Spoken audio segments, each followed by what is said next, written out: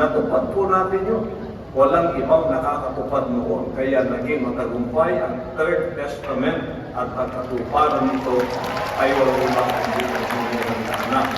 Nakita na naman yun na sa ating mga buhay ganito pala ang kanyang mga layunin na itong lahat ay matutupad muna. At nang natupad na ito, hindi natin inaasahan magkakaganito at ito pala ay naging blessing in disguise para sa akin. Hanggang sa ako ay naging katulad ng apostol na si Pablo. Alalahanin ninyo, kalahati po ng New Testament ay isinulat ni Pablo sa loob ng bilangguan bago siya nag-alay ng kanyang buhay para sa katapusan ng kanyang paglilingkod dito sa lupa. Ako, ganun din. Nakita ko ang aking sarili.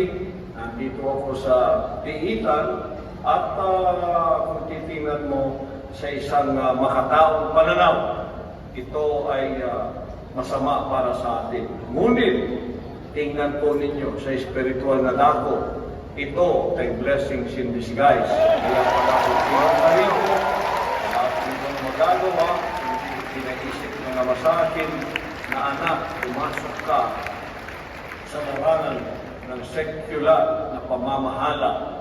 In other words, sa politika, sapagkat yan ang kapangyarihan na umapi-api sa iyo.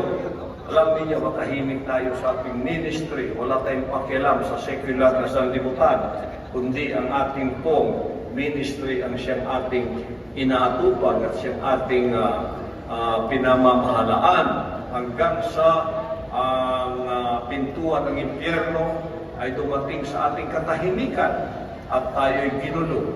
At nang nangyari ito, ako ay pumunta sa aking kinalalagyan ngayon na hindi ko talaga inaasahan, ngunit naging kalooban ng Diyos.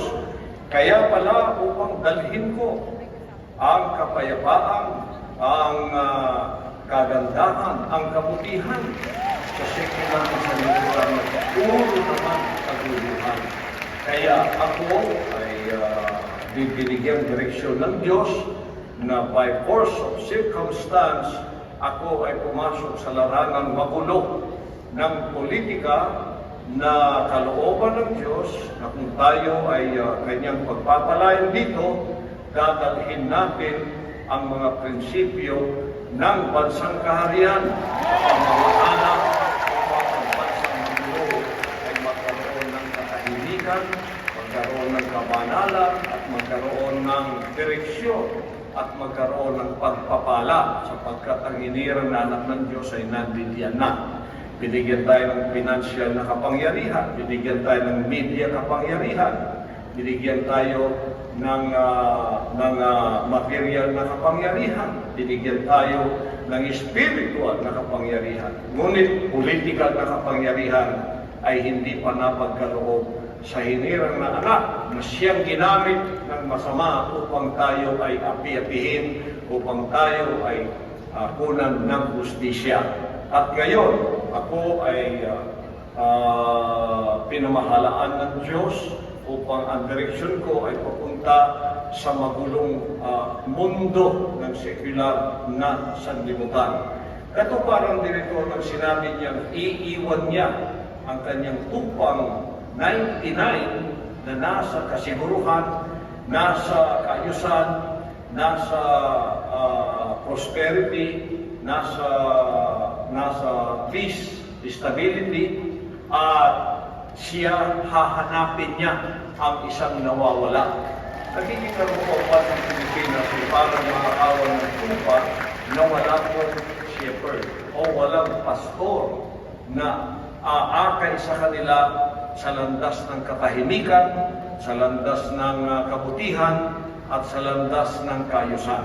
Kaya nakikita ko ang misyon ng Diyos na ako'y pinapunta rito upang dalhin ko kung ano ang ginawa ng Diyos sa bansang kaharian, dadalhin ko rin dito sa magulong secular na outside of the kingdom ng secular na bansa natin, Pilipinas, na ang politika nila ay puro kaguluhan, puro iskandalo, puro pera ang pinag-uusapan pasimula hanggang sa katapusan, ngunit wala pong kaayusan.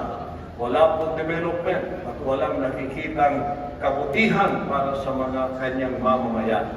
Kaya ako ay binigay ng Diyos bilang asin sa lupang ito, bilang liwanag sa lupang ito, upang naman sila ay makakita ng kahiligan, ng kaayusan, ng kasaganaan, upang makita nila.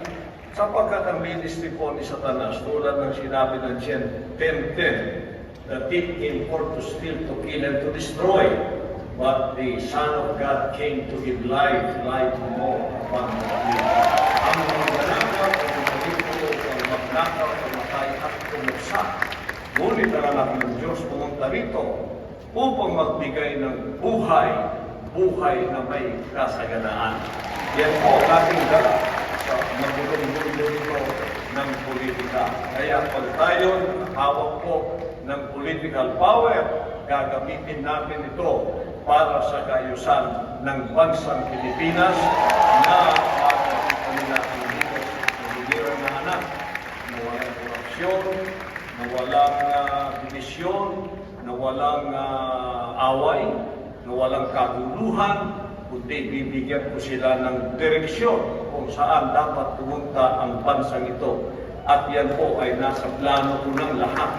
At ito ay gagawin ko kung saan ating ito ay pagkalooban ng Ama na makapangyarihan sa direksyon na binigay ko sa akin na tayo ay mahihulog-hulog bilang senador at isang araw ay baka mataas pa riyan para makita na natin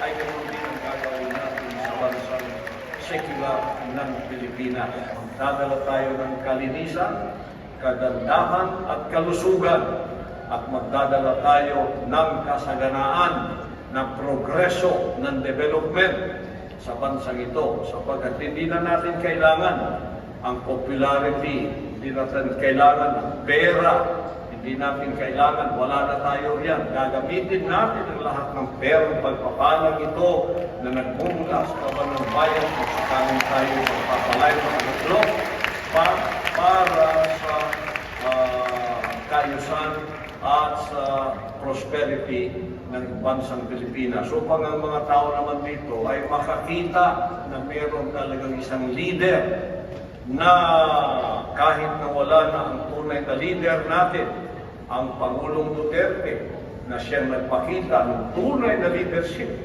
Ngunit sa kasamang palad, 6 na taon lamang siya.